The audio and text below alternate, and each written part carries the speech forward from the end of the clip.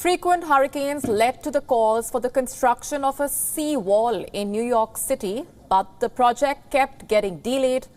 Hurricane Ida, which slammed the city earlier this year, has provided a new lease of life to the storm's surge barrier.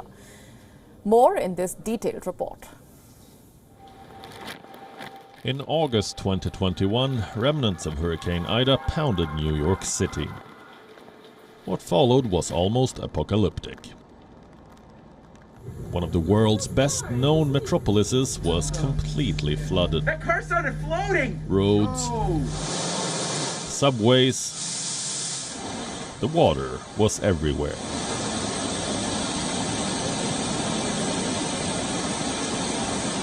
The catastrophic deluge brought back focus to a much-delayed project. Authorities approved the construction of a seawall in 2012, following Hurricane Sandy. Since then, the work has been hitting roadblocks due to the lack of funds and local opposition.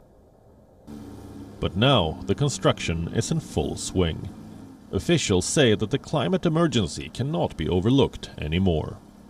They hope that the $1.4 billion system of walls and floodgates will protect the city from rising sea levels. We'd had hurricanes and storms in New York for many, many years, but Sandy was the first highly sort of catastrophic event that really sort of galvanized a lot of the ways that we're thinking about how we approach climate change now. And now you're seeing the outcome from that, which are all these very, very substantial projects to protect New Yorkers. The walls will be 5 meters high. The project will also include embankments to prevent water from seeping into densely populated Manhattan. A new drainage system is also being built. This has been a long process. As I explained, we installed piles as a deep foundation, and then we installed a sheet pile that will form a cutoff wall underground to protect against flooding. And then we form for the footing that you see over here. And as you see the last section, we are pouring the concrete, which will give us the wall similar to what you see from this end. The city will also plant about 1,800 trees, nearly double the number that the project's construction has destroyed. There's more in store, like a dock, cycling lanes, and gardens. New York City is investing over $20 billion in climate resiliency.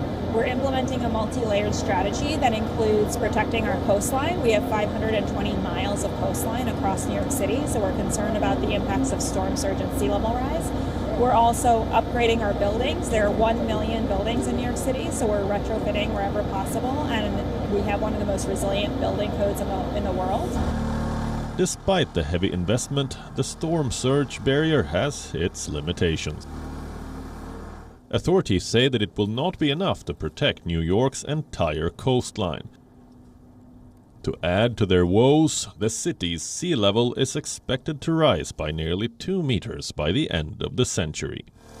Experts say that despite the shortcomings, the project's importance should not be underestimated, and that the modern cities must have a climate-resilient infrastructure.